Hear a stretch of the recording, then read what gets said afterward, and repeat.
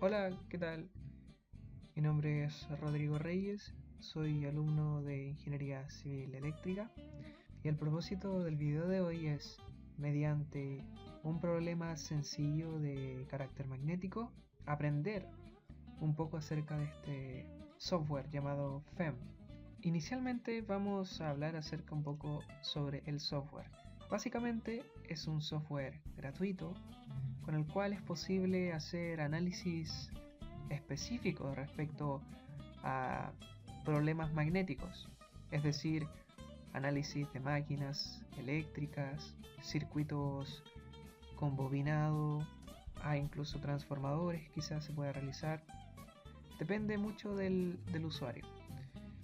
En particular, nuestro problema magnético va a tratarse sobre el análisis de una máquina rotatoria.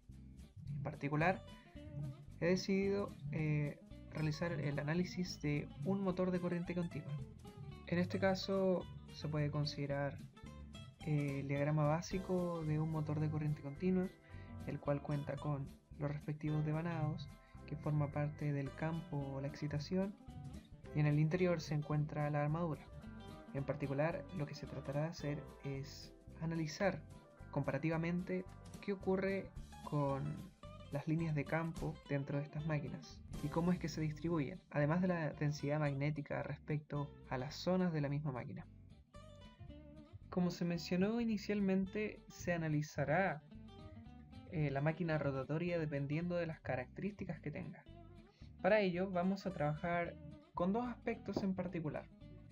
El primero será considerando la cantidad de polos que tenga el motor de corriente continua, para lo cual se va a trabajar con un motor de dos polos, uno básico, y luego uno de 4 y luego de 6. Esto con el fin de poder ver la interacción de las líneas de campo respecto a la mayor cantidad de polos o menos cantidad de polos. También luego será un análisis matemático respecto al torque que realiza este mismo motor, nuevamente dependiendo de la cantidad de polos que tenga. Por otro lado, se considerará además el tipo de material ferromagnético que se utilice en la máquina rotatoria. Es decir, se considerará un material lineal, por lo cual se despreciará la no linealidad del material ferromagnético del motor. Esto es considerar la curva BH lineal con un mu constante, y el otro caso sería considerar la no linealidad del mismo material ferromagnético. Esto sería considerar la curva de histéresis del mismo material ferromagnético. Ahora bien, para poder trazar un diagrama como el visto anteriormente sobre una máquina rotatoria, debemos considerar las herramientas que nos entrega el software. Primero, esta opción nos permite determinar puntos en este espacio de trabajo. Con estos puntos se pueden realizar dibujos. Los puntos se determinan con clic derecho. Luego, con clic izquierdo es posible tacharlos para luego ser borrados con esta misma opción. Es decir, puedo terminar de eliminar todos los puntos. Por otro lado, con esta opción es posible realizar líneas rectas, para lo cual se utilizan puntos ya determinados. Es decir, con clic izquierdo debo determinar dos puntos y se traza automáticamente una línea recta. Estos puntos pueden venir de cualquier lado. Y además se pueden intersectar las rectas y se forman nuevos puntos. Finalmente, esta opción permite realizar arcos de circunferencia. Es decir, se pueden trazar una circunferencia completa o segmentos de ella. Por ejemplo, nuevamente considerando la misma lógica anterior, se debe utilizar dos puntos para poder trazar este arco. Acá determina el ángulo del arco, es decir, considerará 90 grados o 180 o 30 dependiendo de lo que se quiera realizar. Luego en este caso consideraré 180 y se traza la mitad de una circunferencia. Entonces yo puedo trazar nuevamente un arco de circunferencia entre estos dos puntos, pero con un arco menor, es decir, la mitad, y obviamente este será menor. Para el caso anterior, como la eliminación de los puntos, los segmentos es lo mismo. Con clic derecho se toman segmentos en particular y luego se pueden eliminar. Y de igual forma, la longitud de arco, también se toman segmentos en particular y se pueden eliminar. Esta otra opción determina el tipo de material que se está encerrando. Un ejemplo, consideramos esta figura geométrica como un contorno, el cual encierra un área dentro. El área en el interior, yo con clic izquierdo puedo determinar su naturaleza. Un ejemplo, presiono clic derecho y luego espacio y me sale una opción sobre el tipo de material que hay en el interior. Por ahora no hay nada agregado, pero veremos más adelante cómo es que se realiza. La idea es comprender que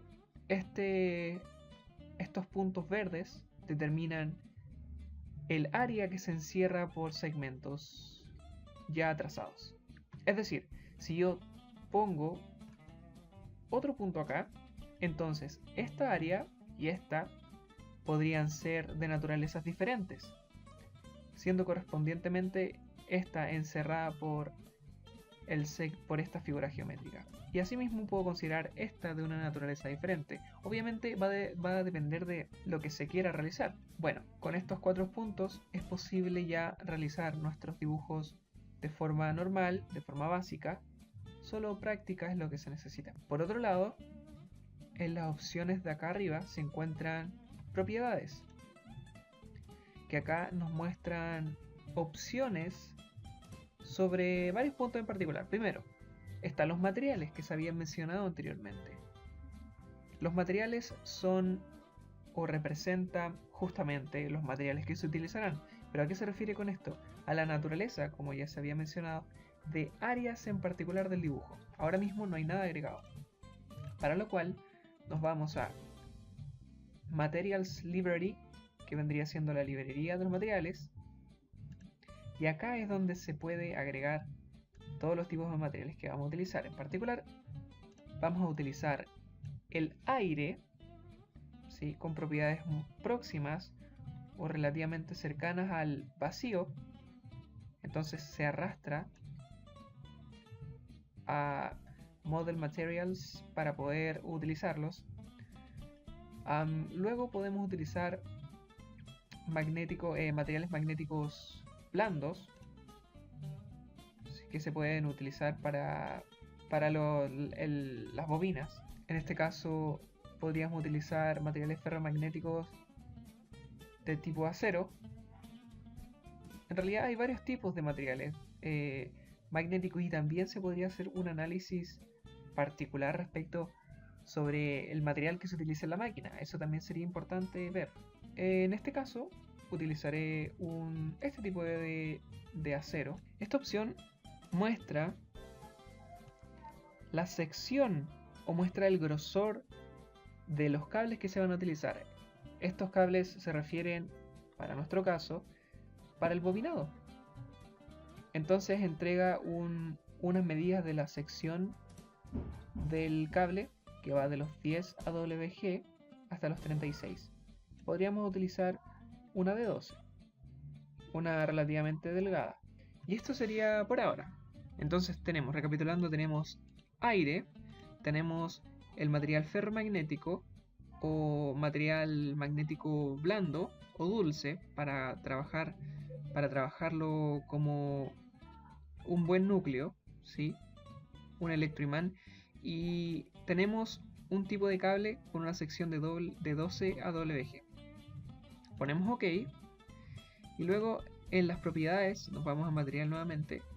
Ahora sí aparecen en nuestra biblioteca. Entonces cada vez que requerimos de algún tipo de material nos vamos nuevamente a propiedades y librería de materiales. Aquí encuentra una librería completa sobre todos los materiales que se pueden utilizar.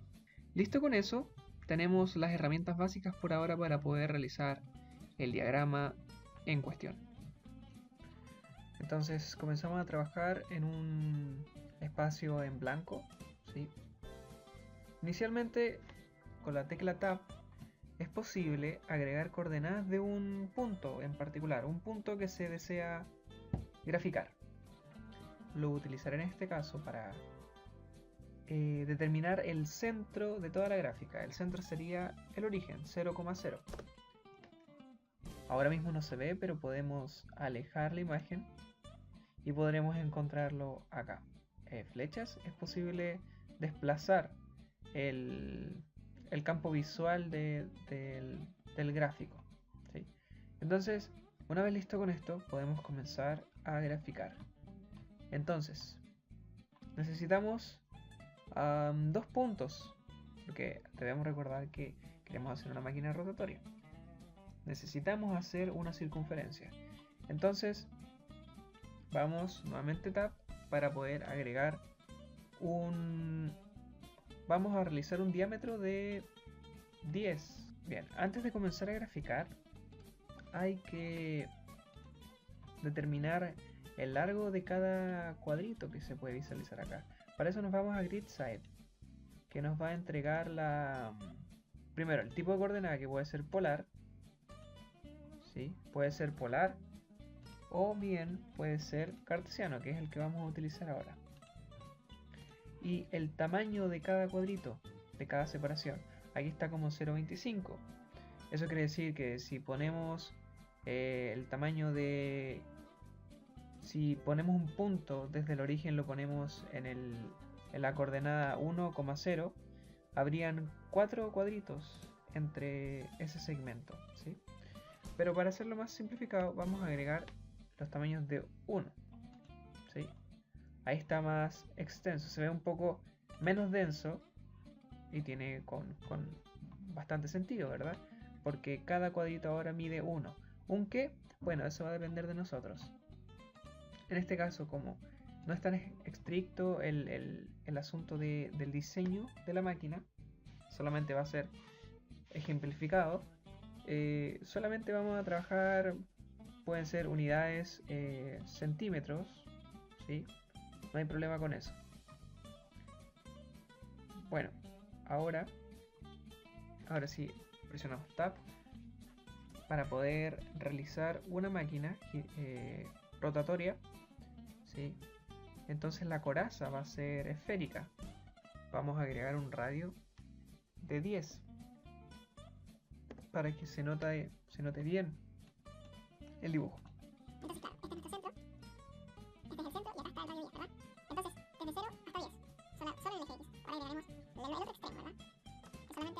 Entonces acá tenemos el 10,0 y el menos 10,0. Ahora con estos dos puntos es posible realizar el arco, ¿verdad?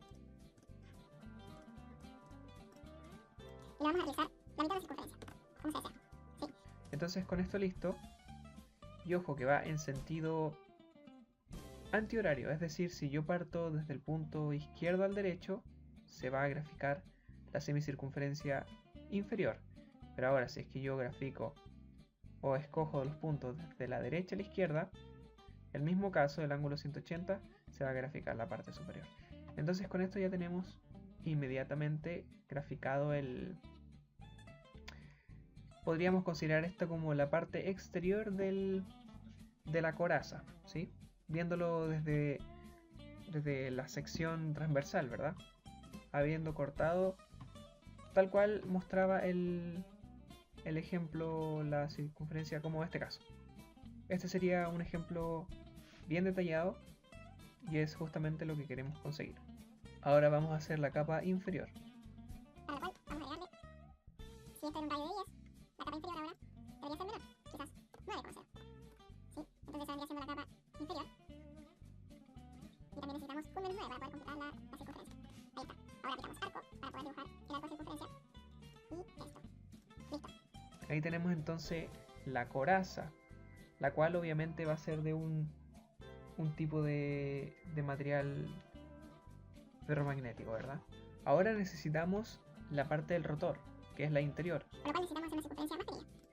Entonces vamos a agregarle, podría ser un radio de 4, solo en el eje X. Sí, estaría bien, de 4, y por lo tanto también menos 4 estaría bien. Listo. Entonces nuevamente, en el mismo caso, aplicamos la semicircunferencia. Ahí está ya. Entonces ya va tomando forma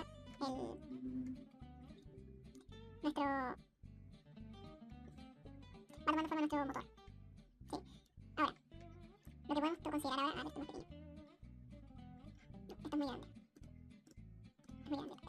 Muy bien. ¿Pero por qué toma otro, weón? Ahora debemos agregar el rotor, el cual es una pieza más pequeña y se encuentra en el centro. Y también vamos a considerarla como su forma también circular. Por lo tanto va a ser un radio, puede ser radio 3. ¿Sí? Y menos 3 en el otro punto para poder dibujar la circunferencia. Entonces se encuentra y ahí está el otro. Listo. Entonces ya va tomando forma nuestro motor. Ahora vamos a agregarle... No voy a agregarle esto más grande. No es eso. Sería como hasta el 8. Ahí sí. Tenemos 8,0. Eso. Ahora lo que vamos a hacer va a ser agregar las bobinas que se encuentran adheridas al campo, o en este caso al estator. Ahora lo que debemos hacer serán las bobinas del estator. Por lo tanto, ahora lo que se va a modelar será el entrehierro, ¿verdad? Que debe ser lo más pequeño posible. Para este caso, si consideramos esta circunferencia de radio 3, vamos a realizar otra, pero de un radio un poco mayor, pero muy poco. Podría ser un 3.2, podría ser el radio de eso. Sí, así no se ve mucho. Mejor de 3,5. Podría ser de 3,5, para que también se pueda comprender. Entonces vamos a agregar el punto 3,5 en el eje X y el opuesto 3 menos 3,5 también en el eje X. Listo. Realizamos ahora la circunferencia, ¿sí? Como ya sabemos. Y lo que se hará ahora será trazar rectas paralelas. Será trazar rectas paralelas. ¿A qué me refiero? Vamos a ir desde... Vamos a trazar puntos a través de acá, que va a ir desde acá hasta acá, y el mismo caso anterior. Desde acá hasta acá. Y aquí también se va a encontrar. Esto se comprenderá mejor el propósito. Lo que estamos haciendo ahora son las bobinas. O bien el trozo o la parte de fierro en la cual van a estar embobinados los cables. ¿Sí? Estos cables, estos son conocidos como los polos. Los polos entonces serán estos electroimanes que van a producir el campo magnético giratorio, ¿verdad? En conjunto obviamente con el rotor, los cuales van a hacer girar después de toda la malla. Entonces con estos 4 puntos listos lo que vamos a hacer será unir estas líneas. Sí. Unirlas. Y entonces va tomando forma el motor. Nosotros ahora vamos a eliminar, ¿sí?, estas secciones, que por ahora no nos interesa. Sí, y luego estas también, que ya no hacen falta, porque hablamos de que forman parte de la misma sección, ¿verdad? Los entrehierros podrían haberse hecho más pequeños, pero se hizo con este propósito. Igual sería de 0,5 la separación, ¿sí? Podría ser 0,5 y la unidad de medida correspondiente, para poder ejemplificar bien o tener una buena vista sobre qué ocurre con las líneas de campo, cómo se cierran a través de las diferentes piezas del motor. Entonces lo que falta ahora sería agregar las bobinas en los polos, ¿sí? ¿Cómo se realizan las bobinas? Las bobinas se detallan, o su dibujo clásico no es más que un rectángulo que define la misma bobina. Por ejemplo, podemos graficar esto. Podemos realizar el dibujo desde acá, luego lo trazamos para arriba y puede finalmente bajar acá. ¿Sí? Un aspecto importante es que no hace falta, obviamente esto si bien está trabajando con geometría, igual será importante el cuán simétrico es el dibujo, ¿sí? Igual es importante preocuparnos por eso. Sin embargo, la separación de unos cuantos centímetros no va a influir demasiado en el trabajo.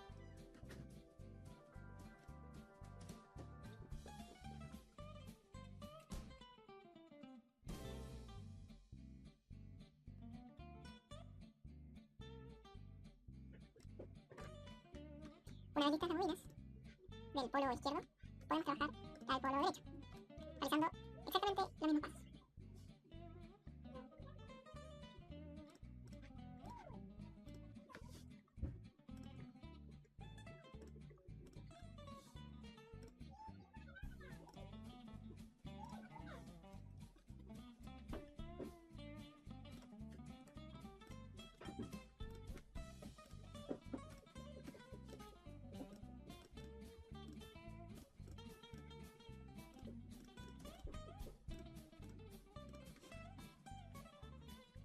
Y listo.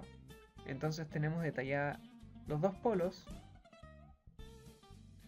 incluyendo las bobinas.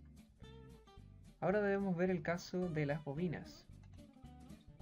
Cómo determinar todas sus partes. La diferencia de cada área de trabajo, o la diferencia de cada material, porque debemos recordar que este software trabaja diferenciando cada material, ¿sí?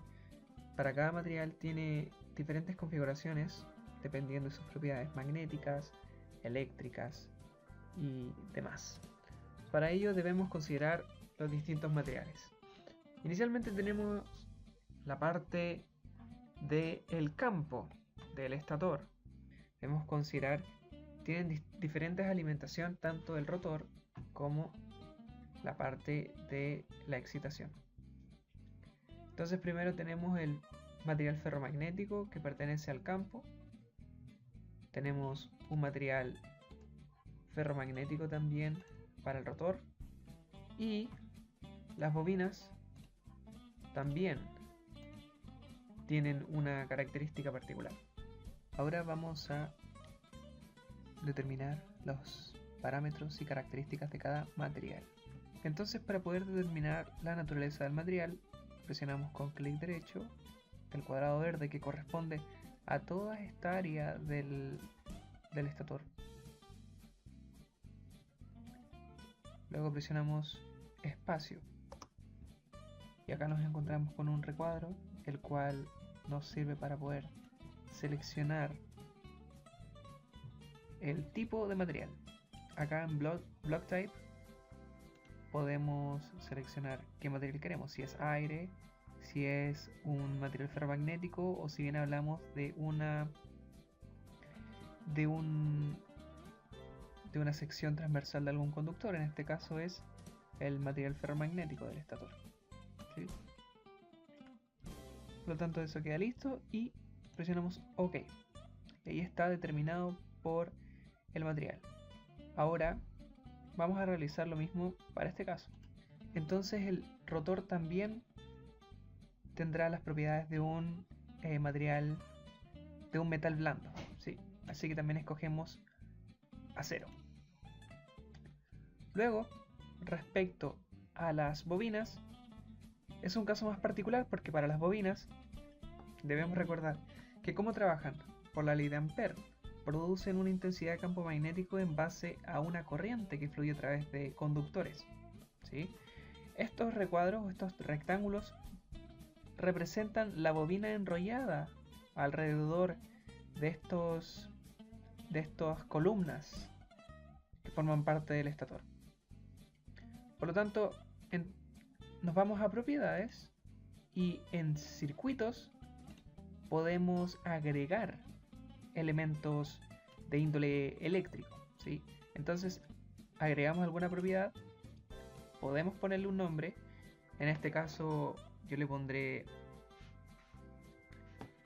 I1, refiriéndome a una corriente en particular, y acá podemos agregar las corrientes en amperes, ¿sí? Le voy a agregar 5 amperes o quizás 6 amperes. Entonces agregamos, por ahora solamente debemos ocupar una sola corriente, ¿sí? Porque debemos recordar que en realidad para trabajar con polos, ¿sí? Como estamos trabajando con un polo positivo o un polo norte, por donde parte el flujo magnético, va a llegar al otro lado, al otro extremo, como un polo sur. Por eso hablamos de un par de polos. Y en realidad es una característica de los motores, que en realidad siempre los polos van a ser pares. No van a ser impares nunca, porque necesitan una partida y una llegada. ¿A través de qué van a pasar? A través del rotor, que vendría siendo, tienen que viajar a través del entrehierro, y esto pasan a través del rotor y luego llegan al polo sur. Entonces, ¿cómo determinamos si es que se trata del polo norte o del polo sur? En realidad va a depender de la regla de la mano derecha, es decir, cómo la fuerza magnetomotriz está entregando el flujo magnético, ¿sí? Entonces, como ya determinamos, y es importante también el punto de que deben tener la misma corriente, ¿sí? Hablamos de la misma intensidad de corriente. Eso es lo que los relaciona. La intensidad de corriente, el enlace de flujo, hablamos del mismo flujo que se está produciendo, solamente que está viajando del polo norte al polo sur. Si es que hubiesen cuatro polos, es decir, 2 polos norte y 2 polos sur, correspondientemente un par para cada uno, ahí habría una excitación doble. Se refiere esto a que habrían 2 corrientes trabajando. Estas podrían ser de distinta amplitud, aunque por aspectos de simetría es correspondiente o preferible el hecho de que sean de la misma amplitud, ¿sí? Para que se corresponda a la simetría del circuito magnético. Luego, ahora lo que vamos a hacer va a ser determinar las propiedades de esta bobina. Debemos, como se trata de la bobina, vamos a agregarle la característica del grosor o de la sección transversal del cable del embobinado, ¿verdad? 12. Acá le ponemos in circuit. En el caso del acero no hacía falta eso, porque en realidad se trataba de un material magnético con sus propiedades ya definidas. Acá estamos hablando de la parte eléctrica del circuito magnético. Por lo tanto, debemos agregar la característica en el circuito, donde antes no había nada, ahora está la corriente. Entonces ya definimos la intensidad de corriente que pasa por acá. Recordemos que le agregamos 6 amperes a I1. Luego acá abajo aparece la opción de número de vueltas, que obviamente se está refiriendo a la bobina. Acá podríamos agregar un número de corrientes, podríamos agregar un número de vueltas de 800 vueltas, podría ser, ¿sí? Se puede calcular entonces con la intensidad de corriente. El número de vueltas se puede calcular en la magnitud de la fuerza magnetomotriz producida. Agregamos OK. Y acá viene un aspecto importante que hay que tener en consideración. El número de vueltas acá está positivo, por lo tanto va a tener una dirección. Si yo a esta otra parte de la bobina, le agrego la misma cantidad de la propiedad, ¿verdad? Le agrego la misma corriente, estamos hablando de la misma, pero acá va a haber otro caso. Hablamos del mismo número de vueltas, pero este va a ser negativo. ¿Qué representa ese signo negativo en este caso? Lo único que representa es que del positivo hablamos que tiene un sentido. Podríamos decir de que está dando vueltas para la parte superior de la columna del estator. Y el número negativo quiere decir que está dando una vuelta inversamente contraria a la inicial. ¿Esto qué quiere decir? Esto quiere decir que están siguiendo un sentido común, ¿sí? Si pusiese yo ambos en positivo, significaría que el sentido que está siguiendo la corriente es el mismo, o más bien el inverso uno respecto al otro, y por lo tanto no habría flujo, sino que se estarían contrarrestando las corrientes, ¿sí? Entonces esto es más que nada para darle un orden a la situación. Entonces acá, si seguimos este ejemplo, podríamos decir que se está produciendo un polo. Y para que acá se cumplan las mismas propiedades, debería ocurrir exactamente lo opuesto. Entonces, claro, agregamos los 12 AWG la misma corriente, pero antes arriba como había un más 800, ahora vamos a agregar un menos 800. Y acá abajo también 12 AWG, estamos trabajando con la corriente 1 y antes había un menos 800, ahora va a haber un más 800. ¿Sí? Esto que está produciendo, si se pueden fijar, en realidad acá está positivo, acá está negativo, negativo, positivo. Esto quiere decir que se están formando polos. Entonces acá ya formamos un polo positivo y uno negativo. ¿Para qué lado está fluyendo el flujo? Lo vamos a ver luego en la simulación, ¿sí? En la simulación del campo magnético y asimismo del campo vectorial. Las líneas de fuerza, cómo están viajando. Luego podremos concluir al respecto. Ahora, lo que faltaría, finalmente faltaría algo importante.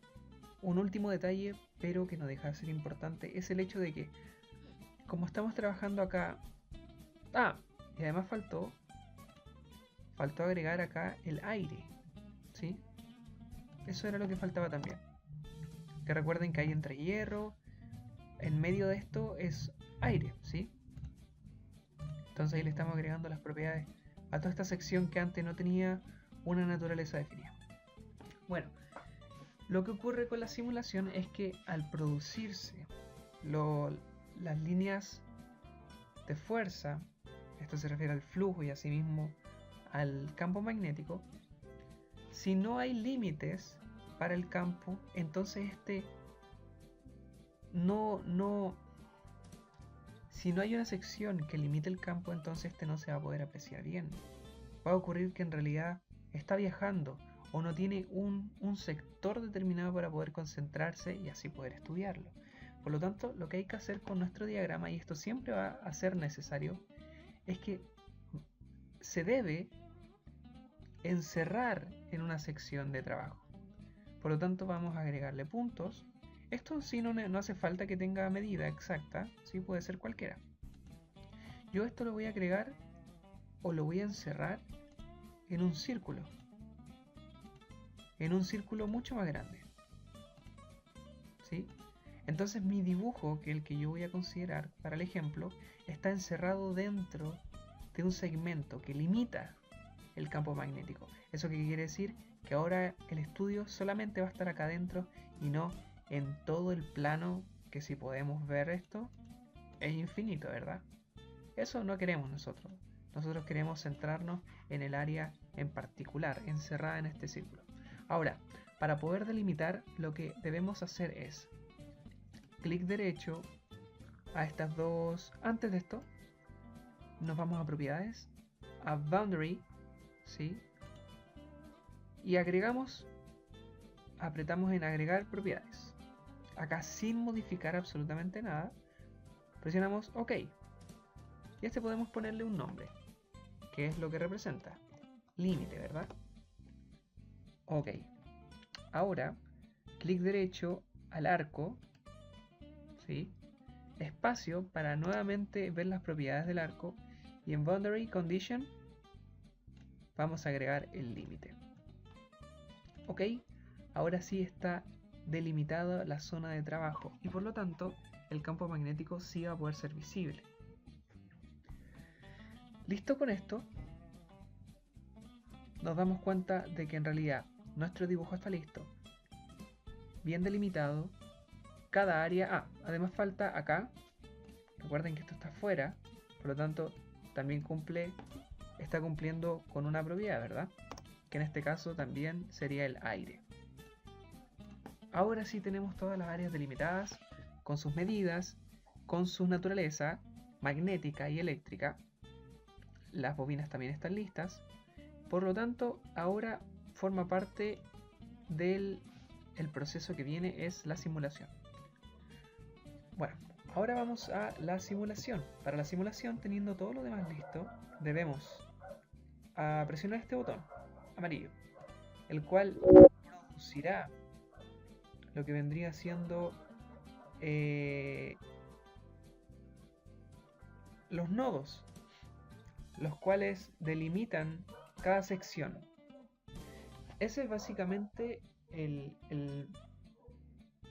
fundamento del método de elementos finitos, es decir, particiona en muchos trozos el área de trabajo para luego ir analizando uno por uno. Esto obviamente haciéndolo analíticamente, es decir, a través del trabajo matemático, puede resultar bastante complejo. Sin embargo, el software es capaz de realizarlo sin problema y a nivel de usuario intuitivo el cómo trabajar con este software. Bueno, una vez listo, presionado este botón amarillo, presionamos el engranaje, el cual va a comenzar la simulación. Luego de particionado comienza la simulación, es decir, considera ya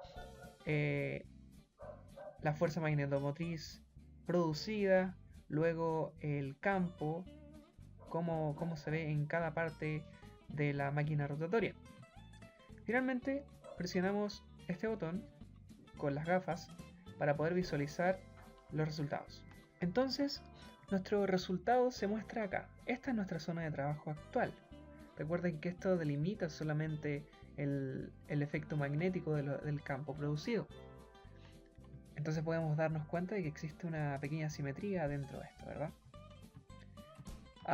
Esto representa a gran escala lo que sería los campos magnéticos, ¿sí? Pero esto es producido así. Ahora mismo no está produciendo un más menos, para ver. La madre. Bien, lo que había ocurrido hace poco es que las bobinas, el sentido de las bobinas era tal que en realidad solamente producía un campo que se encerraba dentro de la misma bobina. Me explico. Esta bobina está produciendo y esta también está produciendo. Sin embargo, necesitan trabajar como un imán gigante o un imán completo. ¿A qué me refiero? A que una bobina debe actuar como el polo sur o el polo norte, por donde, en este caso, si tomamos un ejemplo, si esta bobina es el polo norte, entonces saldrían líneas de fuerza a través de esta bobina y se cerrarían o se enlazarían en esta bobina, la segunda, que actuaría como polo sur. Sin embargo, es fundamental el sentido que se le esté dando a las vueltas, ¿sí? A las vueltas del embobinado. Recuerden la ley de la mano derecha.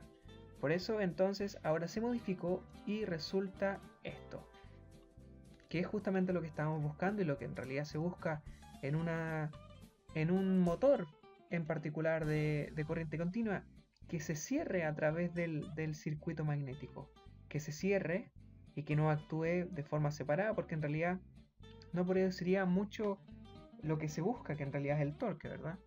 Produciría otros fenómenos más bien magnéticos, pero en realidad el rotor quizás no conseguiría girar. Con esto, ahora podemos visualizar esto. Estas líneas representan justamente las líneas de fuerza, pero de una forma general. Presionando este botón es posible determinar la densidad de flujo. Aquí sale mostrar la densidad del campo magnético, ¿sí? Y entonces ahora sí se puede ver mucho mejor la densidad del campo magnético en sí. ¿Para qué nos sirve esto? Para poder comprender dentro de la geometría de una máquina rotatoria cómo es que está interactuando en todas sus secciones, ¿sí? Entonces, claro. Lo último que faltaría sería el campo vectorial, para que se pueda entender mejor. Y aquí vamos a determinar el campo vectorial para B. Perfecto. Ahí es como está viajando en realidad las líneas de campo. ¿Qué conclusiones podemos sacar de esto? Que en realidad esta bobina actúa como el polo norte y esta actúa como el polo sur. ¿Por qué se puede concluir esto? Porque en realidad nos damos cuenta de que las líneas de campo están saliendo de esta bobina, o claro, se puede ver que están saliendo y que a la vez esta bobina están entrando, ¿sí? Y luego se cierran a través del mismo estator, ¿verdad? Perfecto. ¿Qué otros fenómenos se pueden ver a través de esto?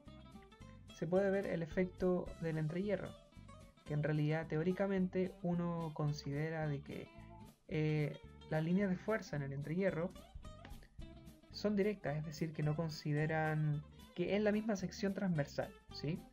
Es decir, van a ser directas y en realidad no se pierde, pero acá sí se puede ver el efecto del entrehierro, ¿sí? Que es esto lo que realmente ocurre con la línea de campo, y entonces aquí hay una especie de pérdida en cada parte o en cada hueco del entrehierro. Se puede apreciar que algunas direcciones del campo vectorial están apuntando a otros lados, que en realidad representa pérdida. Por otro lado, en esta tabla se puede apreciar la comparativa respecto al color y a la densidad de campo magnético, ¿sí?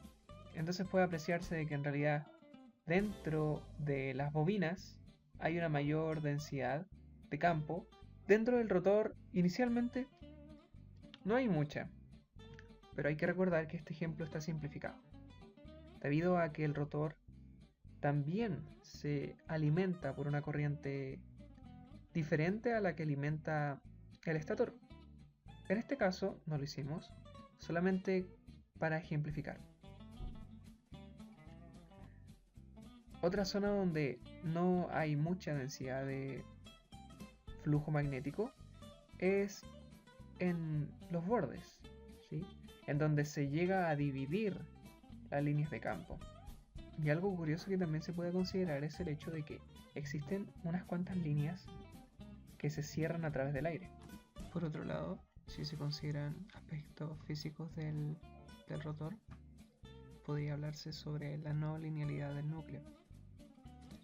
Para eso vamos a ver el material que utilizamos dentro del estator, que fue un acero.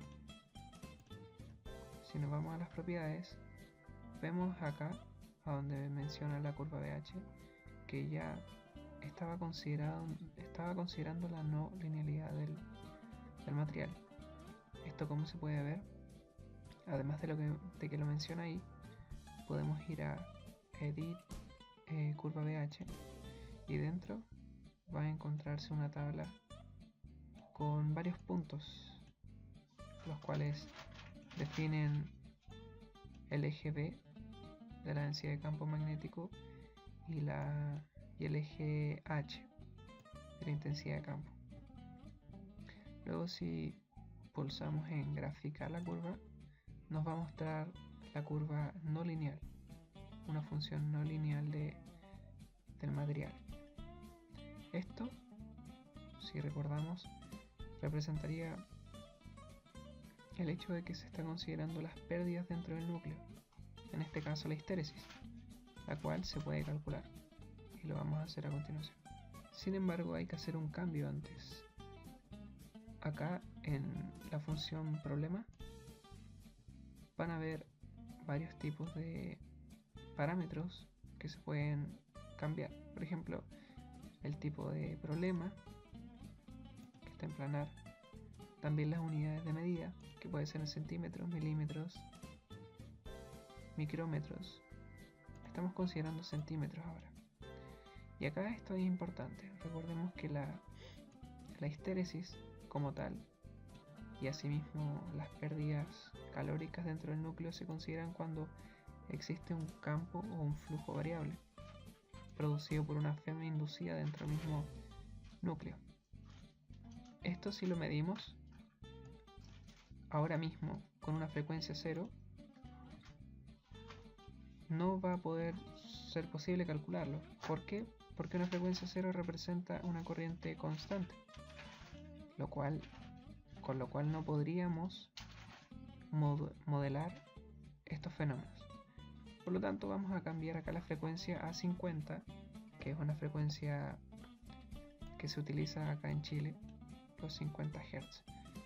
Sin nada más que modificar, presionamos OK. Y nuevamente vamos a modelar.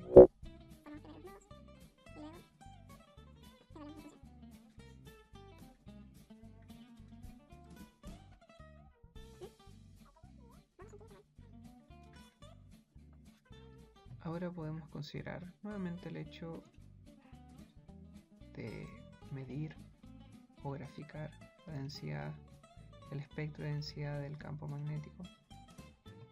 Ahora vamos a considerar esta función que se encuentra en la parte superior. Con esta función vamos a poder seleccionar áreas completas. ¿A qué me refiero? Es que si yo quiero determinar o considerar solo el rotor, entonces lo presiono y voy a poder calcular sus respectivas parámetros físicos. O podría considerar solo el estator, la parte del estator, y así va a ser. O considerar el medio exterior. Todo depende de lo que queramos realizar. Para este caso, vamos a considerar por ahora el rotor. ¿Para qué? Para poder calcular el torque que se ejerce en este mismo. Luego, vamos a esta opción que tiene forma de integral y nos damos cuenta de que acá hay muchas opciones. Puede calcularse la energía de campo magnético, puede calcularse la corriente total o las pérdidas por histéresis o corriente de Foucault. Y en la opción de acá abajo se encuentra el torque. Entonces lo que nosotros asumimos cuando presionamos el rotor, vamos a considerar qué sección está girando o tiende a girar. Y en este caso sería el rotor.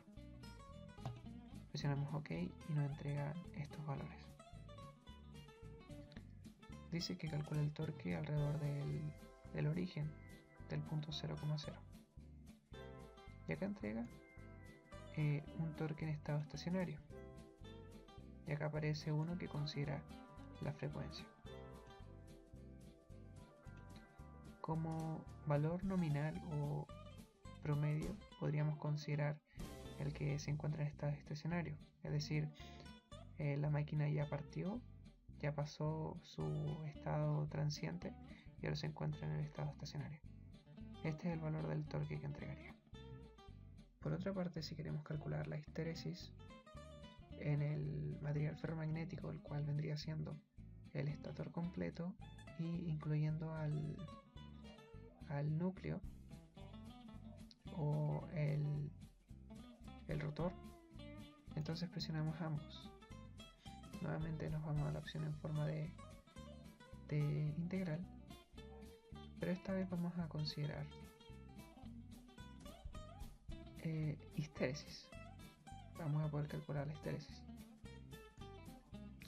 Y acá nos entrega un valor bastante pequeño, considerando obviamente de que las medidas no se determinaron estrictamente, sino que fue algo más como ejemplo.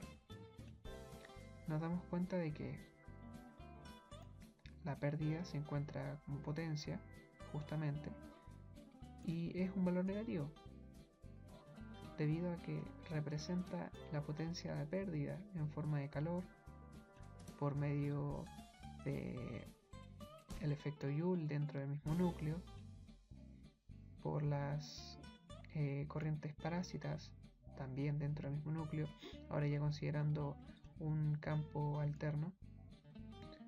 Finalmente, un análisis interesante sería que ocurre si esta máquina de corriente continua trabaja con más de dos polos.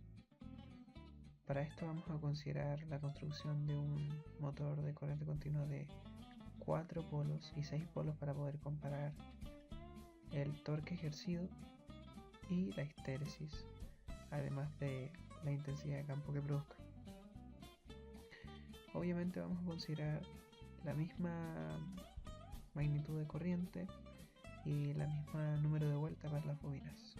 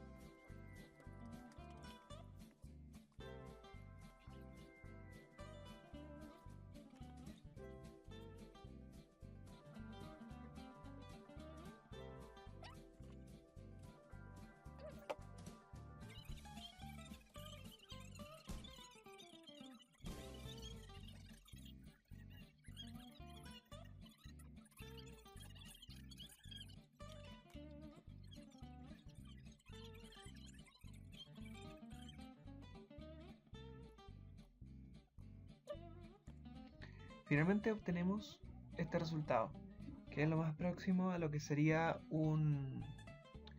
el estator, incluido el rotor de un motor de corriente continua con 8 polos, ¿sí? Se pueden contar los 8 polos. Hay que considerar que son pares de polos, por lo tanto podríamos considerar que hay dentro 4 imanes, ¿sí? Es decir, consideramos polos norte y polos sur, 4 y 4. Luego, lo que produce esto, acá se pueden encontrar muchas particularidades. Una de ellas es la distorsión que ocurre con las líneas de campo. Sin embargo, hay que considerar que, como ejemplo, esto no representa muchas medidas. La industria y la construcción de un motor se consideran todos estos puntos. Acá hay efectos colaterales como lo serían los efectos de esquina de las bobinas.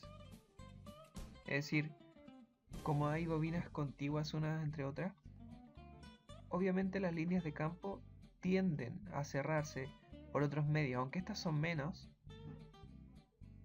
que las que se cierran dentro de del mismo rotor. Acá nuevamente podemos calcular lo que sería la histéresis y el torque. Vamos a calcularlo, presionamos el centro, que es el rotor, y medimos el torque, el cual entrega un resultado en el estado estacionario de 0,001462 Nm. Ahora, si queremos considerar los efectos de pérdida dentro del núcleo, los que serían la histéresis y corrientes parásitas, los entregaría acá. Menos 2,014 por 10 elevado a la menos 18. ¿Sí? Acá podemos darnos cuenta que a medida que aumentaba la cantidad de polos, aumentaban las pérdidas, pero también aumentaba el torque. Bueno, espero que este tutorial haya sido de ayuda para las personas que hayan visto el video. Las funciones que vimos fueron elementos básicos, los cuales, a pesar de ser básicos, permiten trabajar de forma más extensa y más compleja, ¿sí? Comprendiendo las funciones fundamentales del programa, van a poder conseguir resolver cualquier otro problema magnético. Dejaré el link del directo de la descarga del software, que, como se mencionó al comienzo, es de código abierto, para que puedan también trabajar en sus proyectos. Sin más que agregar, muchas gracias y hasta pronto. Adiós.